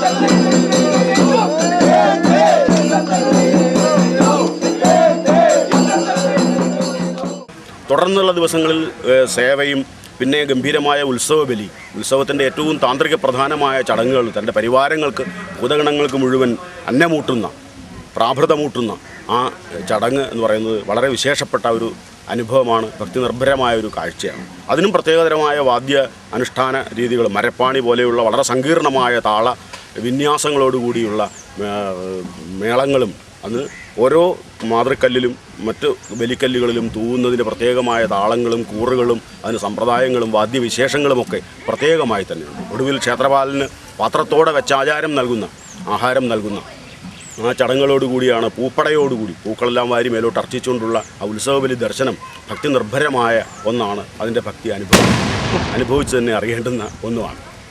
7ാം ഉത്സവ ദിവസമാണ് പള്ളിവേട്ട. ഇത് മനുഷ്യ മനസ്സുകളിൽ കുടികൊള്ളുന്ന മൃഗീയ വാസനകളെ നശിപ്പിക്കുന്നതിന് വേണ്ടി ദേവി എഴുന്നള്ളി വരുന്നു എന്നതാണ് സങ്കല്പം. അതുമാത്രമല്ല, അന്നാണ് ആദ്യമായി ദേവി ഈ ക്ഷേത്ര മതിൽക്കെട്ടിന് പുറത്തേക്ക് ഇറങ്ങുന്നത്, ആചാരപൂർവ്വം ഇറങ്ങി വരുന്നത്. അതിന് താന്ത്രികമായ വിധിപ്രകാരമുള്ള അനുഷ്ഠാന ക്രിയകൾ കഴിച്ചതിന് ശേഷമാണ് പുറത്തേക്ക് വരിക. അവസാന വലത്ത് വെച്ചിട്ട് അത് വളരെ നിശബ്ദമായ, ആനയുടെ ചങ്ങലകിലുക്കം മാത്രം കേൾക്കുന്ന നിശബ്ദമായ വലത്തുവയ്പ്പിന് ശേഷം പള്ളിവേട്ട ആൾത്തറയിലെത്തി അവിടെ പ്രതീകാത്മകമായി നായാട്ട് വിളിക്കുകയും ഭൂതഗണങ്ങൾ അത് ഏറ്റ് ഹായ് ഹൂയി വിളിയോടുകൂടി അതിനെ വരവേൽക്കുകയും ചെയ്യും. പിന്നീട് പ്രതീകാത്മകമായി അമ്പെയ്ത് അവിടെ സ്ഥാപിച്ചിട്ടുള്ള പാലക്കൊമ്പിന് ചുവട്ടി അമ്പെയ്ത് ഈ ചടങ്ങ് പൂർത്തിയാക്കുകയും ചെയ്യും. തിരിച്ചെഴുന്നള്ളിപ്പ് ഗംഭീരമായ കർപ്പൂര ദീപാരാധനയോടുകൂടിയാണ്. വഴിനീളം മുഴുവൻ കർപ്പൂരങ്ങളിങ്ങനെ നാളങ്ങൾ ജ്വലിച്ചു നിന്ന് ആ നാളത്തിൻ്റെ വെളിച്ചത്തിൽ ഭഗവതിയുടെ തങ്കയങ്കി വിഗ്രഹം കാണുന്നത് തന്നെ ചൈതന്യവത്തായ ഒരു ദർശന സൗഭാഗ്യമാണ്. 8ാം തിരുവുത്സവമാണ് ആറാട്ട്. മുത്തുറ്റുവാക്കൽ ഗണപതി ക്ഷേത്രത്തിലെ കുളത്തിലാണ് പരമ്പരാഗതമായി ഇവിടെ ആറാട്ട് നടക്കുന്നത്. അപ്പോൾ അവിടുന്ന് ആറാട്ടിന് കഴിഞ്ഞ് ദേവി എഴുന്നള്ളുമ്പോൾ, പ്രത്യേകിച്ച് ഇവിടുത്തെ ഒരു പ്രത്യേകത എന്ന് പറയുന്നത്, ഈ മധ്യകേരളത്തിൽ ഇതുപോലെ ചടങ്ങ് വേറെ ഉണ്ടാവുമെന്ന് തോന്നില്ല. കാരണം പകൽ ആറാട്ടാണ്. പകൽ ആയിരക്കണക്കിന് 10,000-കണക്കിന് സ്ത്രീകൾ കുത്തുവിളക്കെടുത്ത് അകമ്പടി സേവിക്കുന്നു. അതുമാത്രമല്ല, മറ്റ് ക്ഷേത്രങ്ങളിലെ പോലെ വീട് വീടാന്തരം കയറി ഇറങ്ങി പറയെടുക്കുന്ന സമ്പ്രദായം മങ്കൊമ്പ് ക്ഷേത്രത്തിൽ ഉണ്ടായിരുന്നിട്ടേ ഇല്ല. ഇത് മാത്രമല്ല, ആറാട്ട് വരുന്ന വഴി നിറയെ നിറപറകൾ ആൾക്കാർ സമർപ്പിച്ചുകൊണ്ടിരിക്കും. സമൃദ്ധിയുടെയും നെല്ലിൻ്റെ വിളവെടുപ്പിൻ്റെ കാലഘട്ടവും കൂടിയാണ്, കുട്ടനാടൻ പശ്ചാത്തലവുമാണെന്നുള്ളതുകൊണ്ട് ഈ നിറപറയ്ക്ക് വളരെയേറെ പ്രാധാന്യം കൈവരികയും ചെയ്യും. അതുമാത്രമല്ല, പകൽ ആറാട്ടായതുകൊണ്ട് വഴിനീളെ എല്ലാവരും അവരുടെ വഴിപാടായി തന്നെ ദാഹജലം കൊടുക്കുകയും പാനകം, മോരും വെള്ളം മുതലായവയൊക്കെ കൊടുക്കുകയൊക്കെ ചെയ്യും. അന്ന് വളരെ പ്രസിദ്ധമായ ആറാട്ട് സദ്യയും ഇപ്പോൾ ഈ അടുത്ത കാലത്തായി തുടങ്ങിയിട്ടുണ്ട്. അത് ഗംഭീരമായ ഒരു ചടങ്ങായി മാറുന്നു. കാരണം ഇത്രയും ജനങ്ങൾ ഇവിടെ വന്നു ചേരുകയും അവർക്കെല്ലാം ഉച്ചയ്ക്ക് ആഹാരം കഴിക്കത്തക്ക തരത്തിൽ വളരെ വലിയൊരു ആറാട്ട് സദ്യ, ഒരു നേർച്ച സദ്യ ഇവിടെ നടന്നു വരുന്നുണ്ട്. അതിൽ പങ്കുകൊള്ളുക, കൊടി ഇറക്കുന്നത് വരെയുള്ള ചടങ്ങുകളിൽ പങ്കെടുക്കുക എന്ന് മാത്രവുമല്ല, ഇവിടുത്തെ ക്ഷേത്രത്തിൽ കൊടിയേറ്റ് മുതൽ തന്നെ 8ാം ഉത്സവം വരെ, ആ കൊടി ഇറങ്ങുന്നത് വരെ ഉള്ള ദിവസങ്ങളിൽ ധാരാളം പേർ ശബരിമലയിൽ പോകുന്നത് പോലെ തന്നെ പ്രധാനുഷ്ഠാനങ്ങളോടുകൂടി ഇരുമുടിക്കട്ടയേന്തി ഇവിടെ വരിക പതിവുണ്ട്. ഒരുപക്ഷെ മങ്കൊമ്പ് മലയിൽ നിന്ന് വന്ന ദേവി ആയതുകൊണ്ട് ആ മല കയറുന്നു എന്ന സാങ്കല്പിക ഭാവേനയായിരിക്കണം ഈ ഇരുമുടിക്കെട്ട് ഏന്തി ഭക്തജനങ്ങൾ ഇവിടെ ശബരിമല നടക്കി പോകുന്നത് പോലെ തന്നെ ഇവിടെ ധാരാളം പേർ എത്തിക്കൊണ്ടിരിക്കുന്നതും കാണുന്നുണ്ട്. അങ്ങനെ വളരെ വ്യത്യസ്തമായ അനുഷ്ഠാന ചടങ്ങുകളും ആചാര രീതികളും കൊണ്ട് വളരെ പ്രസിദ്ധമായ സമ്പന്നമായ ഒരു ഉത്സവ കാലമാണ് മങ്കൊമ്പിന്, പ്രത്യേകിച്ച് കുട്ടനാടിന് ഈ മങ്കൊമ്പ് ക്ഷേത്രത്തിലെ ഉത്സവം എന്ന് പറയുന്നത്. 8 ദിവസത്തെ ഉത്സവമാണെങ്കിലും 10 ദിവസം ഇവിടെ ഉത്സവം നടപ്പുണ്ട്. 8ാം ഉത്സവത്തിന് കൊടി ഇറങ്ങിക്കഴിഞ്ഞാൽ പിറ്റേ ദിവസം കഥകളി, അത് വഴിപാടാണ്, നിർബന്ധമാണ്. അങ്ങനെ അനുഷ്ഠാനപരമായൊരു കലാരൂപമായി തന്നെയാണ് കഥകളി ഇവിടെ നടത്താറുള്ളത്. ഒരുപാട് പ്രഗത്ഭന്മാരായ മങ്കൊമ്പ് ശിവശങ്കരപ്പിള്ളയെ പോലെയുള്ള വളരെ പ്രസിദ്ധന്മാരായ കഥകളി നടന്മാരും ഇവിടെ നിന്നുണ്ടായിട്ടുണ്ട്. കേരള കലാമണ്ഡലത്തിലെ അധ്യാപകനൊക്കെ ആയിരുന്നു അദ്ദേഹം. അതുപോലെ തന്നെ കഥകളി വളരെ പവിത്രമായൊരു വഴിപാടായി തന്നെ ഇവിടെ നടത്താറുണ്ട് മുൻപ് കാലങ്ങളിൽ. ഈ ഉത്സവം 9ാം ഉത്സവത്തിന് ശേഷം അടുത്ത ദിവസമാണ് വളരെ പ്രധാനമായ ചടങ്ങ് നടക്കുന്നത്. മങ്കൊമ്പിൽ തൂക്കം എന്ന് പ്രസിദ്ധമായ, എല്ലാ കലണ്ടറുകളിലും അച്ചടിച്ച് വരുന്ന മങ്കൊമ്പിലെ ഏറ്റവും പ്രസിദ്ധമായ വഴിപാടാണ് മങ്കൊമ്പിൽ തൂക്കം. ഇത് 2 തരം തൂക്കമുണ്ട്. നടയിൽ തൂക്കവുമുണ്ട്, ഗരുഡൻ തൂക്കവുമുണ്ട്. ഗരുഡൻ വഴിപാട് 2 ഗരുഡൻ ഒരു തട്ടിൽ കയറി നിന്ന് ആ തട്ട് പൊക്കിയെടുത്തുകൊണ്ട് ക്ഷേത്രത്തിലേക്ക് വരികയാണ് ഭക്തജനങ്ങൾ. ഇത് കോട്ടഭാഗ NSS കരയോഗത്തിൻ്റെ നേതൃത്വത്തിലാണ് ഈ ചടങ്ങുകൾ നടത്തപ്പെടുക.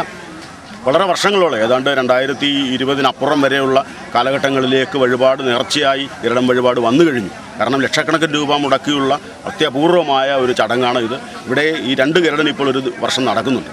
ആ ഗരുഡൻ 2 പേർ ഇവിടെ വന്നു കഴിഞ്ഞാൽ അവർ നടയിൽ പുറത്ത് ചൂണ്ട കുത്തി, ഒറ്റപ്പുരയ്ക്കൽ കുടുംബക്കാർക്കാണ് അതിൻ്റെ അവകാശം. അങ്ങനെ ചൂണ്ട കുത്തി ആ കഴുത്തിൽ കക്ഷം വഴി കയറിട്ട് തൂക്കി ആ വഴിപാട് പൂർണ്ണമാക്കുകയും ചെയ്യും. ഇത് കൂടാതെ തന്നെ ഓരോ വീടുകളിൽ നിന്നും നേർച്ചയായി വരുന്ന തൂക്കങ്ങൾ, ഒറ്റ തൂക്കങ്ങളുമുണ്ട്. ഇതിന് പരമ്പരാഗത കലാരൂപമായ അർജുന നൃത്തത്തിൻ്റെ വേഷവിധാനങ്ങളാണ് ഉപയോഗിക്കുക. കയ്യിൽ വില്ലും അമ്പും ഏന്തിയ ഈ തൂക്കക്കാരൻ, അതിന് പുറമെ മയിൽപ്പീലി കൊണ്ടുള്ള ഉടയാടയും അണിഞ്ഞ് അർജുന നൃത്തത്തിൻ്റെ ഓട്ടംതുള്ളലിൻ്റെ മാതിരിയുള്ള കിരീടങ്ങളും ധരിച്ച് മുഖത്ത് പച്ച മനയോല തേച്ച് നടത്തുന്ന വഴിപാടാണിത്. ഓരോ കുടുംബക്കാരുടെ വകയായിട്ടാണ് ഈ വഴിപാട് നടത്തുന്നത്. അതുകൂടാതെ നടയിൽ തൂക്കമുണ്ട്. ഒരു വീട്ടിൽ നിന്ന് വരികയല്ലാതെ നടയിൽ തന്നെ വഴിപാടായി തൂക്കങ്ങൾ നടത്തുന്നു. ഈ തൂക്കക്കാരൻ്റെ പുറത്ത് ഇരുമ്പ് കൊണ്ടുള്ള ചൂണ്ട കുത്തി അദ്ദേഹത്തെ മേളിൽ തൂക്കി അവിടെ ചില നൃത്തരൂപങ്ങൾ ആകാശത്ത് തൂങ്ങിക്കിടന്നുകൊണ്ട് അവതരിപ്പിക്കുന്നതുമാണ് ഈ തൂക്കം വഴിപാട്. ഈ തൂക്കം വീടുകളിൽ നിന്ന് വരുമ്പോൾ ഗംഭീരമായ മേളങ്ങളോടുകൂടിയും ആ മേളത്തിന് മുമ്പിൽ വലിയ പന്തം കത്തിച്ച് പിടിച്ച് അതിൽ ചെഞ്ചല്യം പൊടി വാരിയെറിഞ്ഞ് തീ ആളിച്ച് വളരെ ഗംഭീരമായ വരവാണ് തൂക്കം വരവ് എന്ന് പറയുന്നത്. മങ്കമ്പിൽ തൂക്കം വളരെ പ്രസിദ്ധമായ വഴിപാടായിട്ട് സങ്കല്പിക്കപ്പെടുന്നു. മറ്റധികൃത വിഭാഗങ്ങളുടെ വകയായി ഉണ്ടാകുന്ന കാളകെട്ട്, മങ്കമ്പിലമ്മയുടെ കുട്ടപ്പൻ കാള എന്ന് പറഞ്ഞുകൊണ്ട് കാളകെട്ട് ഇവിടെ വരികയും അതിൻ്റെ ഒപ്പം തന്നെ മുടിയാട്ടവും അതിനുള്ള പാട്ടുകളും അനുഷ്ഠാന വിധിപ്രകാരമുള്ള ആട്ടങ്ങളും ഒക്കെ നിർവഹിക്കുന്ന ചടങ്ങ് ഇപ്പോഴും അനസ്യൂതം തുടർന്നു പോരുന്നുണ്ട്.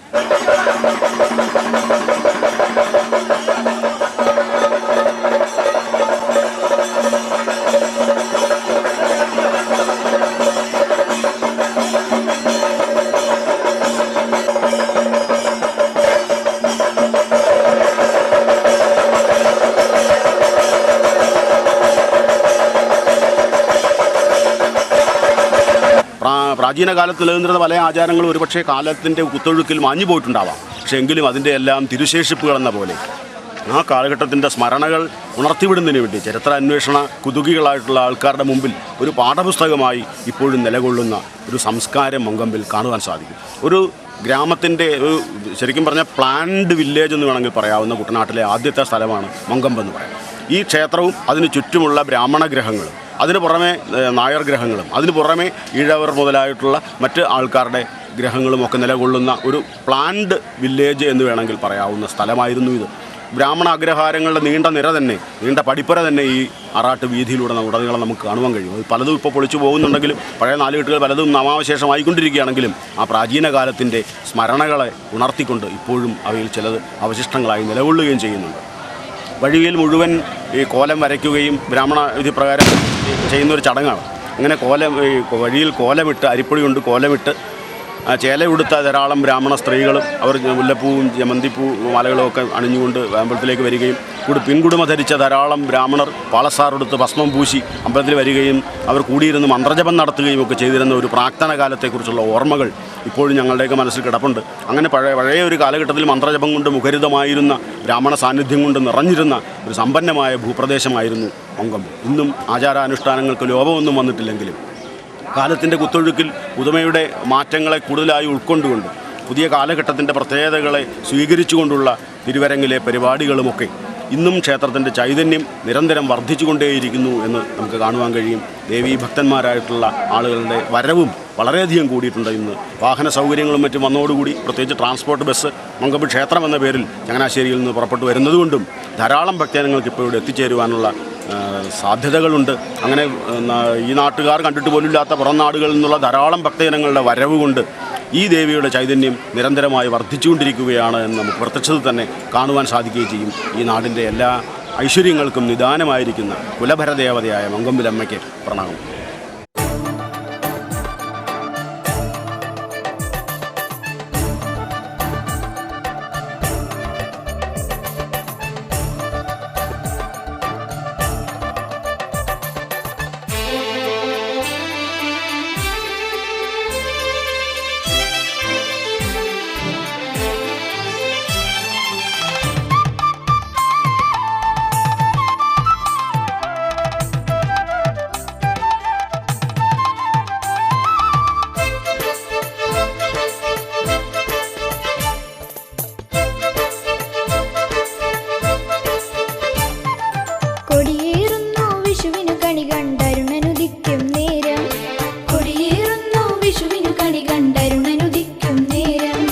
തിരുവുത്സവമായി മങ്കൊമ്പമരും ദേവിഴുന്നള്ളുന്നു. തിരുവുത്സവമായി മങ്കൊമ്പമരും ദേവിഴുന്നള്ളുന്നു. കൊടിയുടെ കീഴെ കടമാട്ടുடைய വിളക്കു കഴിഞ്ഞാൽ നടയിൽ പടയണി ഉറയുകയല്ലോ രാവിൽ. കൊടിയേറുന്നു വിഷുവിനു കണി കണ്ടരുണനുദിക്കും നേരം. തിരുവുത്സവമായി മങ്കൊമ്പമരും ദേവിഴുന്നള്ളുന്നു.